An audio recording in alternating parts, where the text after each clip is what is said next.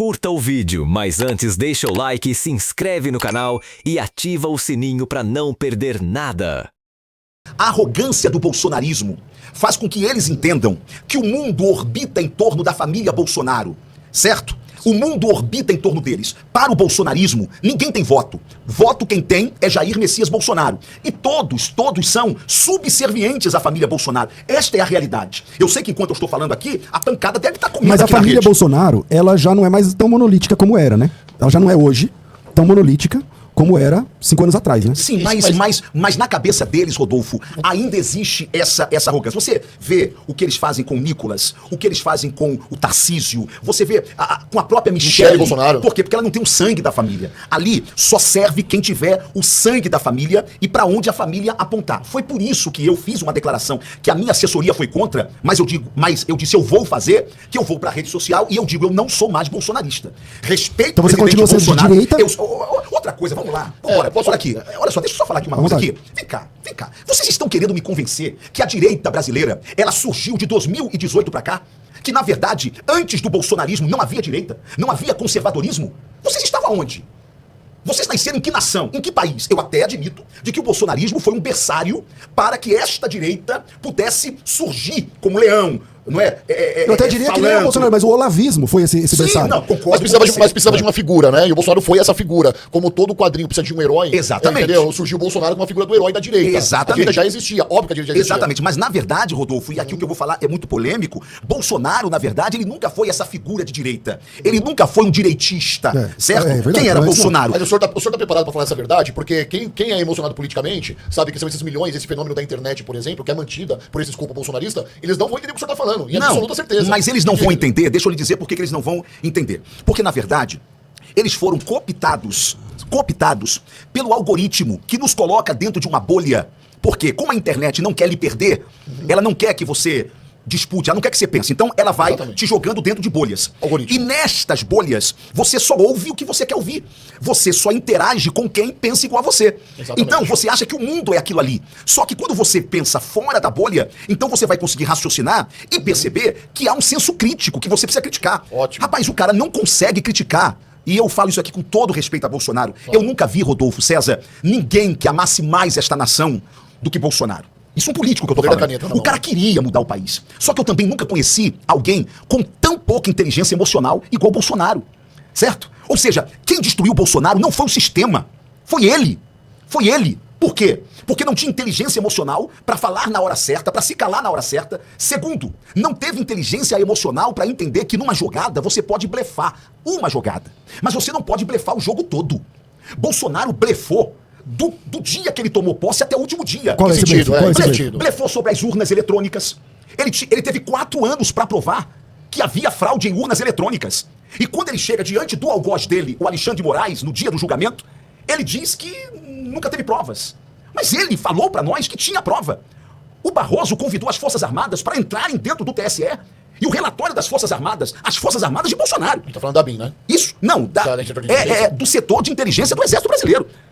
Chega com o relatório dizendo que não havia como comprovar se havia fraude. Mas lembrando que quando o Bolsonaro era presidente da República, o presidente do TSE era o Alexandre de Moraes. Sim, era o Alexandre de Moraes. Exatamente, então o Alexandre também não é, ele não estava lá dando a chave para quem quisesse ir lá. Não, os computadores. Olha só, quando o Exército foi convidado, era o Barroso que era o presidente, ele convida as Forças Armadas para terem todo o acesso, e eles tiveram. Todo o acesso. E agora, Valdemar Costa Neto dá uma entrevista agora à Band, dizendo que ele confia nas urnas eletrônicas, sempre confiou. Ele não queria acionar o TSE sobre as urnas eletrônicas, mas ele teve que fazer isso porque Bolsonaro pediu para que isso fosse feito. Entendeu? Tirou dele da reta. Blefou nas urnas, blefou no ataque a Alexandre de Moraes, canalha! Blefou dizendo, peça que eu faço. No tic-tac, 72 horas, mas, deputado, com todo respeito, eu acho que o termo blefar não está sendo bem interpretado aqui, porque, por exemplo, o Bolsonaro tecer alguns comentários sobre Alexandre de Moraes e sobre o caráter dele, isso talvez não seja blefar. É exatamente a construção do pensamento do Bolsonaro. Quando eu falo blefar, sobre a urna, mas sobre a urna, por exemplo, de 2018 a 2021, véspera das eleições, Bolsonaro já tecia seus comentários, principalmente a sua insatisfação com as urnas eletrônicas, tendo ele sido eleito pelas urnas eletrônicas, mas ele nunca foi uma pessoa que confiou nas urnas eletrônicas. O que aconteceu em 2022 foi um fenômeno como nunca se viu no nosso país, e dificilmente a gente vai ver isso de novo. novo, entre Bolsonaro e Lula e urna eletrônica. Porque, por exemplo, teve estados do nosso país, ou teve cidades do Norte e Nordeste, com 10 mil habitantes, que teve 16 mil votos. Isso não foi explicado por ninguém. Bolsonaro, e olha que tá como operador do direito, eu não sou aqui o advogado do Bolsonaro, eu só tô trazendo os fatos. Bolsonaro, por exemplo, teve suas campanhas de rádio no Norte e Nordeste sancionada pelo governo.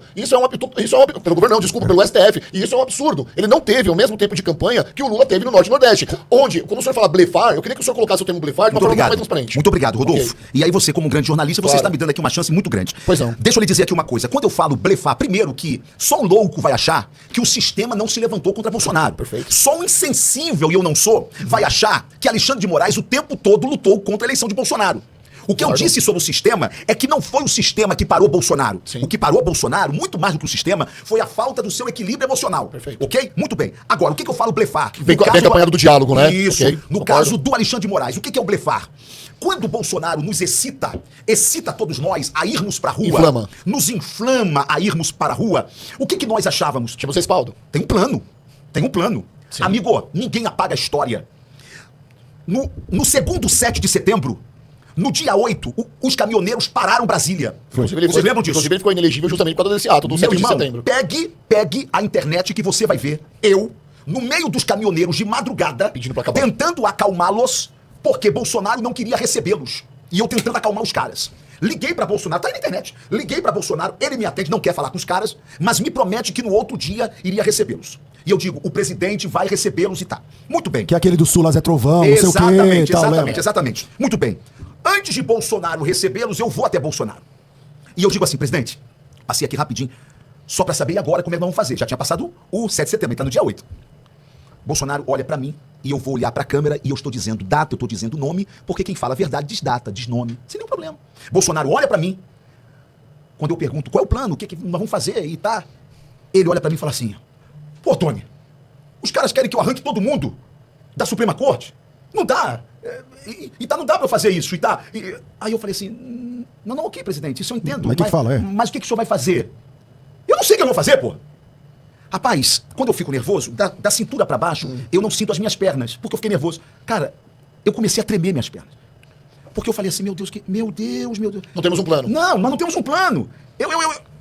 E os caras parados. E os caras parados, o Brasil todo parado, esperando. É isso que eu falo blefar. Blefar. Contextualizou. Não é falar sobre o Alexandre de Moraes, porque ele falou verdades. Então você tá dizendo que naquela época dos quartéis, por exemplo, também, que vem na sequência lá da eleição mal sucedida, você acha que o Bolsonaro tem culpa? Eu falei. E aí eu vou responder na lata. Na lata. Até porque, meu irmão, eu já tô calejado. O cancelamento pra mim virou brincadeira. Brincadeira de criança. Bora lá. Vamos lá então? Amigo, aqui tá na internet. Deixa eu acabar aqui o programa, você dá o Google. Eu falei. Perdemos a eleição. Eu acho que eu fui o segundo ou terceiro deputado a ser recebido por ele no Palácio do Planalto. Que depois ele parou de receber, todo Isso. mundo. Ele estava muito abatido. Ele sabia que eu tinha voltado do Nordeste, porque eu fiz aquele campanha pra ele? Ele estava com aquela ferida, aquela erisipela na perna, sistema nervoso, baixou a imunidade dele.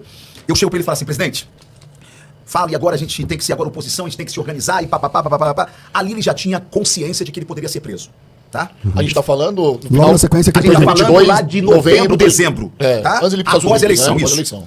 Aí eu chego e digo assim... Salvo engano, pessoas na rua ainda. Pessoas... Não, eu vou falar isso agora. Perfeito. Aí eu falo assim, presidente, esse povo aí na porta desses quartéis, o senhor tem que dar uma voz de comando pra eles irem pra casa, presidente. Acabou. Voz de comando, esse é um termo que eu Rapaz, acabou. Que vai ser agora oposição. Eu não vou entrar nesses detalhes ali dessa resposta dele, mas ele se negou a fazer.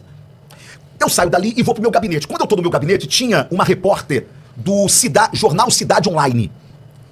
Essa repórter tá lá no meu gabinete e falou assim, deputado, o senhor concede uma entrevista? Como era um meio de comunicação que a direita bolsonarista ouvia muito, jornal Cidade Online, eu digo, sim, eu dou agora, porque eu preciso fazer uma declaração. Ela falou assim, bombástica? Eu falei, bombástica. Ela falou, isso, eu gosto disso. Foro de reportagem. Aí, na hora, eu olho, é só dar o Google depois. Espera acabar o programa, porque vem muita coisa aqui ainda. Aí eu digo assim, saiam da porta dos quartéis. É verdade. Vocês serão presos. Eu lembro dessa declaração. E não haverá ninguém que os defenda. Meu irmão, a máquina de triturar a reputação Bolsonaro começou traidor. A minha assessoria de você é maluco. Como é que você fala um negócio desse? Essa máquina com origem no escritório de Carlos Bolsonaro. Isso. Ok. Isso, e comandada a parte dela pelo Ramage. Perfeito. Tá certo? Porque ele fazia isso a partir da BIM. Ok? Muito bem. E aí a pancada em cima de mim, e se ele agir? Isso é a minha assessoria. Eu digo, ele não vai agir. Ele não vai fazer nada. Ah, por que ele não vai fazer nada? Eu digo, eu conheço um pouquinho o presidente.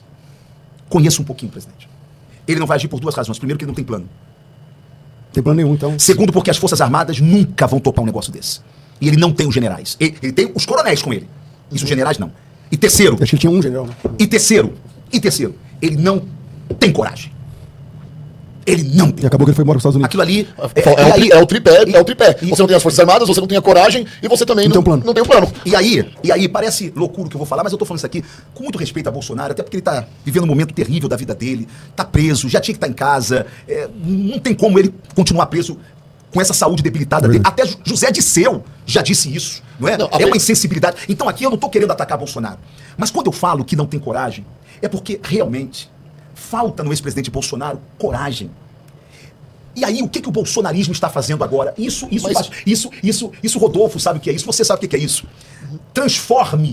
Transforme alguém em vítima que você vai convencer a sociedade. Então você já reparou que aquele gigante, aquele cara poderoso, que ia pra rua, xingava e tal, de um tempo pra cá, Debilitou. ele é só vítima. Pra quê? Pra que não se enxergue as falhas. Mas isso O é um cara que agora é a vítima. Mas isso é um fenômeno. Curtiu o vídeo? Então deixa o like, se inscreve no canal e ativa o sininho para não perder nada.